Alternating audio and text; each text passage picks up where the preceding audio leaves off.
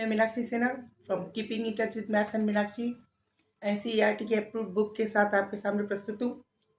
हमेशा की तरह मैं आपको ट्रिग्नोमेट्री सिखा रही हूँ आजकल, और हाइट एंड डिस्टेंस मेरा टॉपिक चल रहा है। जो यूपी बोर्ड और सीबीएसई के बच्चे हैं, 9th पास करके आए हैं, 10th में आएंगे, उनके लिए प्रिपरेशन बहुत अच्छी रहेगी। स्टेप बाय स्टेप मैंने सब चैप्टर करा दिए हैं। हाइट एंड डिस्टेंस इस समय लास्ट चैप्टर है।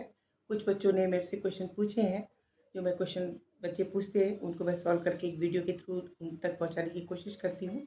उसके अलावा मैंने अपना व्हाट्सएप नंबर यहाँ लिख रखा है 7982574530।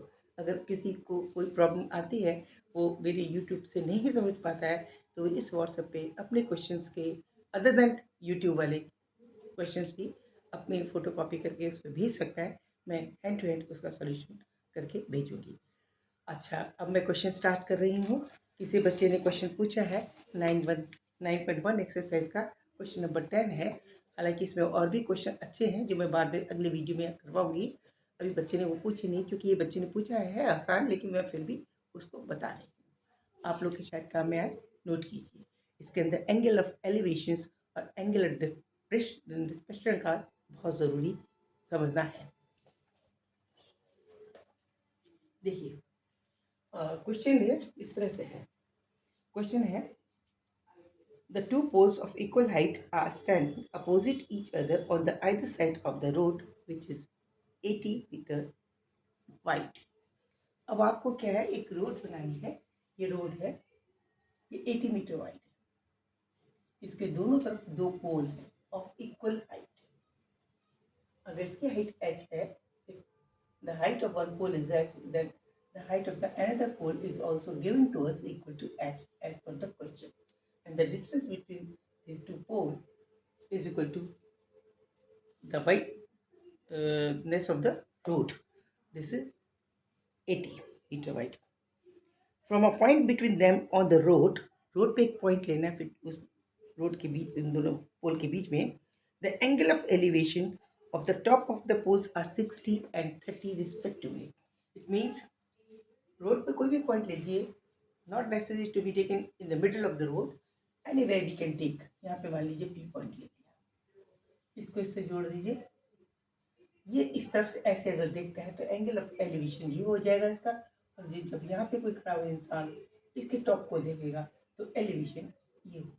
एलिवेशन हमेशा आँख से ऊपर की तरफ देखने वाला बनता है, ठीक है। तो ये एंगल हो गया 30, नेचुरल है। ये पॉइंट इस पोल के ज़्यादा नज़दीक है, तो पॉइंट एंगल जो है यहाँ पे 60 बनेगा, जो ज़्यादा नज़दीक है, और जो दूर है उसका 30 बनेगा, ठीक है।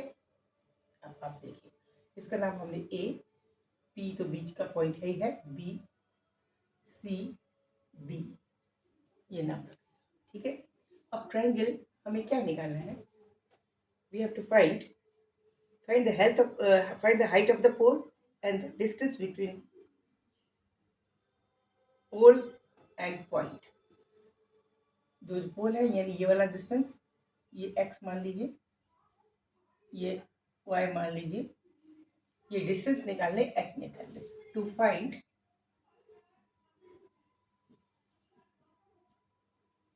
h is equal to what, x is equal to what and y is equal to, तीन चीजें निकाली। यहाँ से इस पॉइंट से इस पोल के बीच की दूरी, इस पोल से इस पॉइंट से इस पोल के बीच की दूरी, उसकी हाइट निकाली। क्या करेंगे, सॉल्यूशन क्या है, ट्रायंगल लीजिए आप बारी बारी से। कौन कौन से ट्रायंगल, ए डी पी।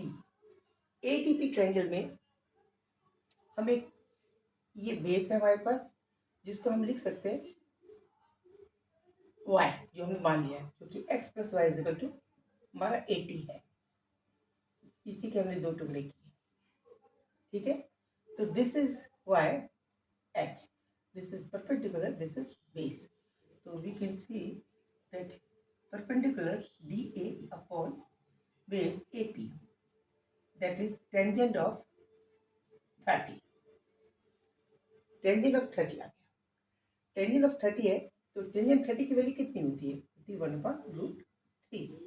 और इसको DA is nothing but H, जैसे कि हमने माना AP is Y, it means H is equal to Y/√3। Okay, Y/√3 बिल्कुल सही। अब सेकंड ट्रायंगल भी है। कौन सा triangle? PCB। PCB with this is perpendicular and this is base. Perpendicular is equal to H, base is equal to BP, which is X. So we can say tangent of, इस case में क्या आएगा? Tangent of 60. This is perpendicular, यानी H upon base BP. BP is equal to X. और tangent 60 किसके बराबर होता है? This is √3.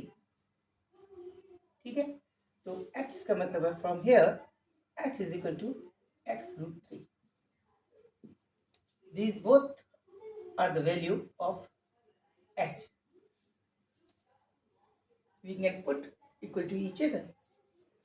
It means यहाँ से पता चल रहा है कि Y/√3 is equal to X√3. Okay, it means Y is equal to 3 times of X. √3 get multiplied. √3 1 into √3 is equal to 3. Y is equal to 3 times X. But what is this? But we know what? X plus Y is equal to 80. It means 3x, x plus 3x is equal to 80. x की जगह x, y की जगह 3x रखा, 4x is equal to 80. It means x is equal to 20. अब x is equal to 20 है, it means y is equal to nothing but 80 minus 20, that is 60. Answer आ गया. X is equal to 20, y is equal to 60. Now remaining is height. Height हम किसी भी equation में ला सकते हैं, either in 1 or in 2. Height इससे भी निकाल सकते हैं, h is equal to y/√3. Height इससे भी निकाल सकते हैं, h is equal to 3.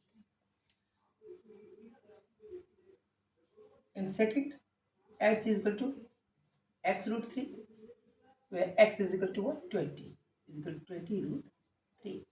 By using second equation. From first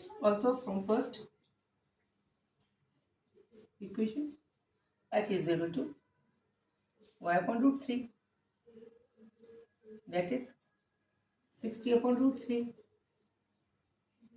60/√3 कैसे क्या लिखा जा सकता है? This can be written as 20 into 3/√3. √3 get cancelled from here. This can be written as 20 into 20, 20 into √3 into √3 upon √3. This will get cancelled, and further we are getting the same value, 20√3. Okay, आप किसी भी equation में x की value रख दीजिए तब भी h आ जाएगा, या y की वैल्यू रख दीजिए ये इस वाले में तब भी h आएगा, h सेम आएगा. ये वाला आसान पड़ेगा, x की वैल्यू में डायरेक्ट मल्टीपल करना है. 20√3 इज आंसर. ओके बच्चों, समझ में आया? आपको समझ में आया तो इसको लाइक कीजिए, सब्सक्राइब कीजिए और खुश रहिए. मेरे चैनल को मत भूलिए. जब मन आए तब आप व्हाट्सएप पे इस्तेमाल कीजिए, फोटो भेजिए, प्रॉब्लम की भेजिए, मैं सॉल्व करूँगी. Okay bye, see you.